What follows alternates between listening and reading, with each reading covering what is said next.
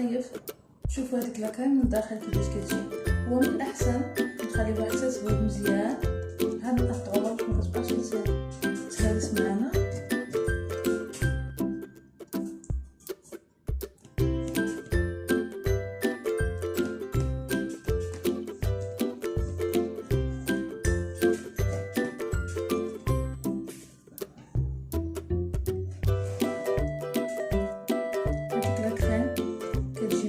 الداخل بهذاك المذاق ديال الحامض اكيد غادي يعجبكم.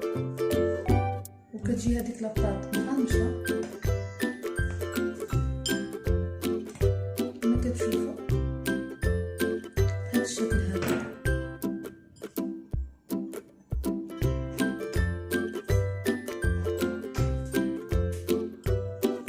نتمنى يكون واضح. كتجي لاباط لتحت محمره، وهاد لا كريم باتيسير اللي بنكهه الحامض كتعطيها واحد التدليكه. انا متاكده انها غادي تعجبكم الا جربتوها. يمكننا نقدموها عاديه، يمكننا نزيدو عليها بحال عطكم شويه السكر كلاصي، يمكننا نضيفو حتى شي خطيطات هكا د لا كريم. هذيك لا كريم باتيسير اللي عطكم قبيله احتفظت بها، انا متاكده ان كاين الناس اللي كيتعجبهم بهذا الشكل هذا، متاكده انها تعجبكم. السلام عليكم، كنتمنى يوصلكم هذا الفيديو تكونوا في احسن الاحوال. اليوم جيت باش نشارك معكم واحد الطارطه بالحامض كتجي غزاله. كنعدلوها بالعجين المكسر لاباط بريزي، وكتجي معمره بلا كريم باتيسير اللي بالنكهه ديال الحامض. واحد الوصفه اللي لذيذه بزاف وسهله. انا متاكده انكم تبعتوا معايا الفيديو حتى الاخير غادي تعجبكم. بالنسبه للمقادير ديال العجينه ساهلين وبسيطين. عندنا هنايا 3 ديال الكيسان هادو كنشربوا فيهم اتاي ديال طحين الفرص اولا 300 غرام.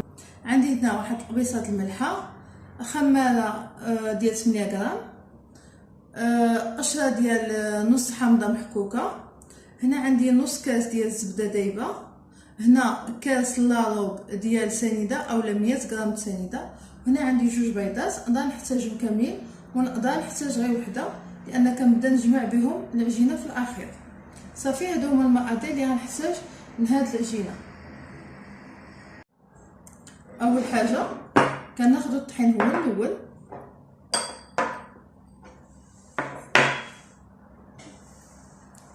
كنعملوه في هاد زلافه كبيره ولا شي انيه كبيره اللي غنعجنو فيها.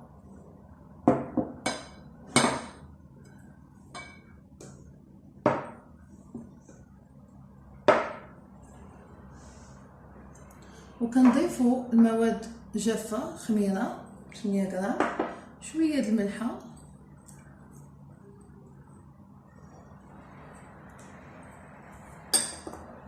قشره ديال نص حامضه. هاد القشره ديال نص حامضه كتعطيها واحد المذاق مزيون. كنزيد 100 غرام سنيده، وكنخلط هاد المواد الجافه هي الاولى. من بعد كنزيد الزبده، ونحاول ان نعدل بحال واحد العجين نورمال، ما ندلكوش، نحاول نرملو هذوك الحبات ديال الطحين كاملين، نحاول انهم تقاشهم بالزبده بهذه الطريقه هذه اللي كتشوفوا برؤوس الاصابع. اللي كنعدلو لاباط صابلي ولا لاباط بريزي، العجين المكسر.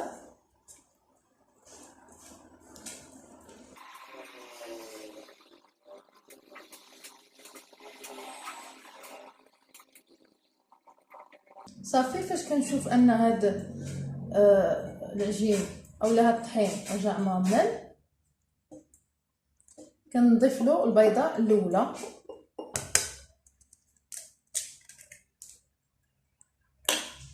وكنحاول بنفس الطريقه بلا ما ندلك العجينه ندخل هذيك البيضه هاد العجين باش تولي عندي واحد العجينه متماسكه. شفت ان باقي خصها البيض، كنزيدها واحد البيضه اخرى.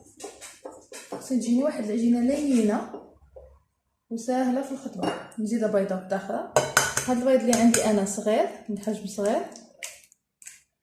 اذا شي بيضه كبيره تقدر تقضوا. المهم نتوما عينكم ميزانكم صافي، هذه تكون كافيه. غنستمر بهاد الطريقه هادي حتى نجمع العجينه ونرجع نتلاقى معاكم. من بعد ما العجينه جمعت ناخذ كما قلت لكم ما كندلكوهاش، هذاك هو السر ديال النجاح ديالها. كناخذ واحد ميكا فيلم اليمونتير وكنلويها مزيان وغادي ندخلها دابا الثلاجه وغادي نخليها ترتاح نص ساعه ولا حتى ساعه ديما قالنا. الوقت اللي غنكون انا كنعدل لا كريم باتيسير نخليها حتى تبرد هذيك لا كريم باتيسير وعاد نجبد هاد العجينه من الثلاجه. لاحظوا معايا راه كتجي ماشي قاصحه، كنبقاو نزيدو لها البيض حتى كتجي بهذا الشكل هذا.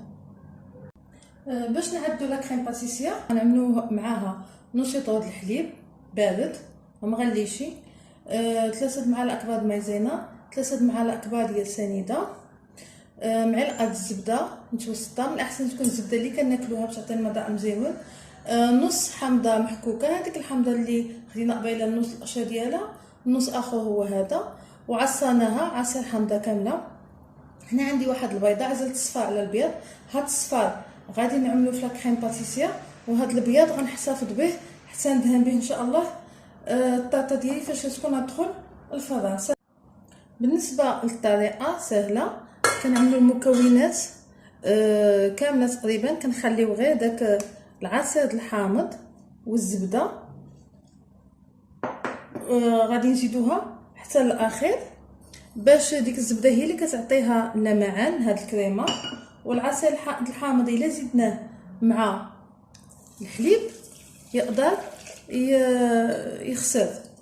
الحامض نتوما عارفين كنعدلو به ضايب وجبن، ولا عملناه مع الحليب يقدر يخسر. اذا غنزيد صفار بيضه حتى هو، قشره ديال نص حامضه صافي، وغادي نخلي هاد العصير الحامض والزبده حتى الاخير.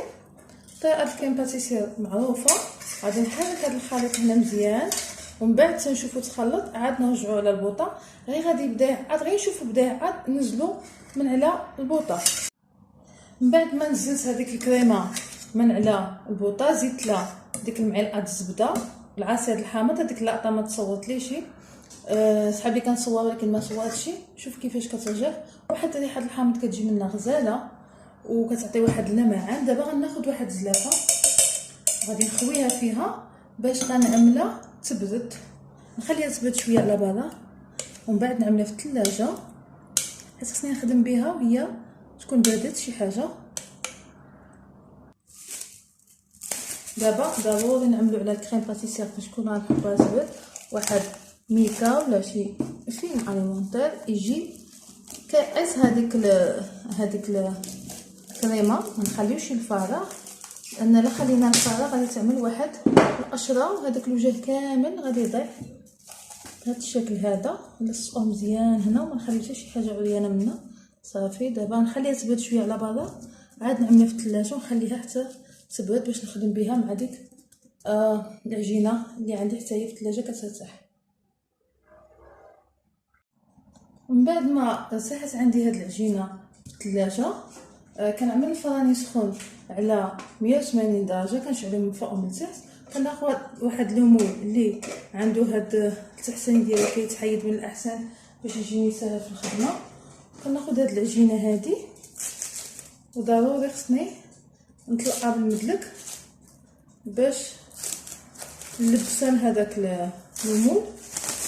غادي نقسمها تقريبا على جوج، نخلي جزء هذا اصغر من الاول لان هذا غنديرو في لتحت الليمون والاخر غادي نغطي به. وناخذ شويه ديال الطحين ونطلق هاد العجينه هذه بالمدلك بحال اللي كتشوفوا.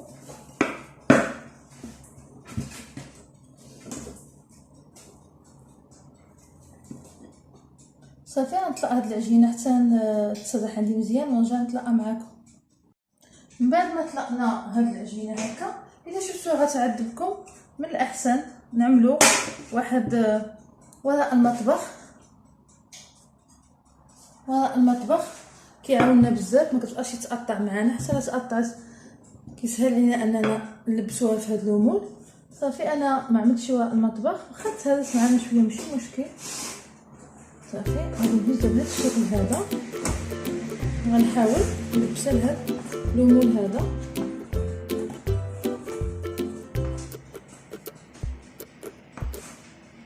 بهذا الشكل هذا واخا يتقطع منا شي طريف ماشي مشكل، ما يوقع حتى حاجه، ما يبان والو. من بعد ما لبسنا هاد اللومول بهاد لاباط، غناخذ واحد لافورشيط غادي نتوكا بهاد الطريقه هذه.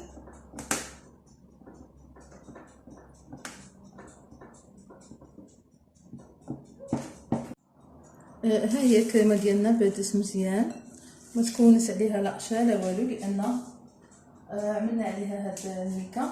يمكن لي ناخذ واحد المعلقه، شوفوا كيفاش كتبقى. يمكن لي نستخدم واحد المعلقه، ولا يمكن لي نديرها في واحد جيب الحلواني. الطريقه حتى هي سهله. صافي غادي نحطها هكا،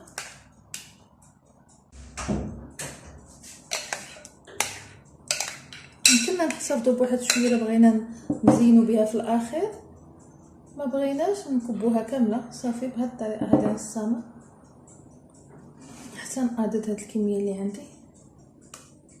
بغينا نديروها في شي جيب الحلواني حتى هو كيجي مزيان، كاين حتى هكا مزيان.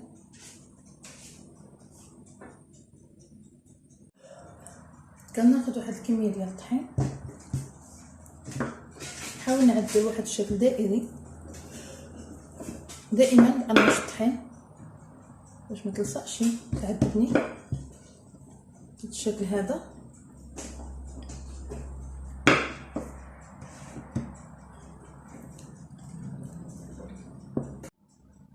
صافي.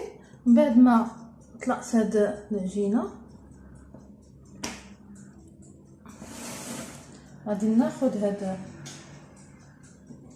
اللي عندي، غنحاول نحط عليها شويه بشويه بحال قبيله.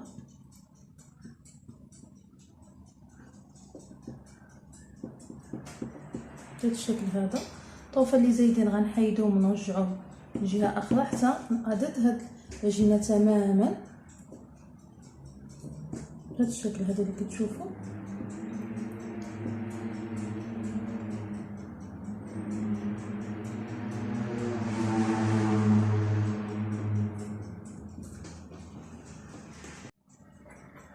من بعد ما غطينا هذيك لا كريم بطيب العجينه اللي كنبقى لنا، غادي نتشكوها هكا بفرشات. واخا الطوفه هادو اللي جاو هكا ماشي مشكله، غادي يتقطعوا، كتجي مقرمشه والمذاق ديالها لذيذ بزاف. انا شخصيا من الناس اللي كيعجبهم المذاق ديال الحامض بزاف.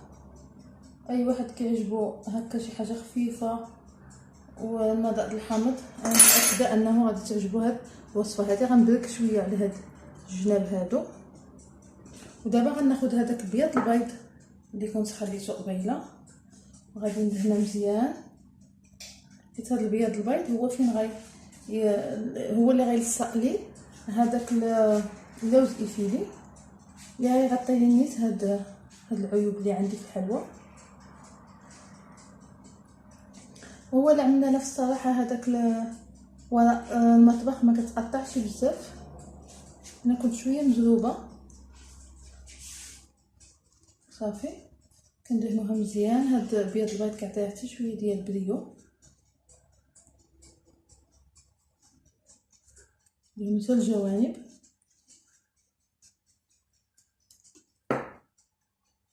ودابا غادي ناخذ هاد اللوز ايفيلي، غادي نرشو بهذا الشكل هذا. باش نخرجوها من الفران يمكننا نزيدوها بشويه ديال لاكريم باتيسير الا بغينا، حتى هي كتعطيها واحد المنظر مزيون. خليت واحد شويه، من بعد نتشارك معكم الطريقه. صافي دابا بارك عليها غادي ندخلوها الفران.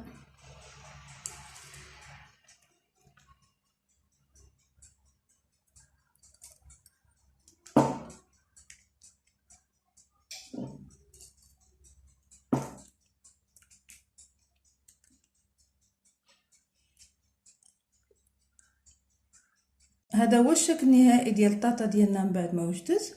قطعت لكم واحد الطيف باش تشوفوه من داخل كيفاش عامل. كتجي معلكه مقرمشه ولذيذه بزاف. انا متاكده انكم لا جربتوا هاد الحلوى هادي اولا هاد الطاطا هادي ما تبقاوش تستغناو عليها وغتولي معتمده عندكم. يمكننا نقدموها عاديه، يمكننا نزيدوا عليها بحال عطكم شويه السكر كلاصي بهذا الشكل هذا، ويمكننا نضيفوا حتى شي خطيطات هكا د لاكريم. هذيك لاكريم باتيسير اللي قلت لكم قبيله احتفظت بها. انا متاكده ان كاين الناس اللي كيتعجبهم بهذا الشكل هذا، متاكده انها تعجبكم.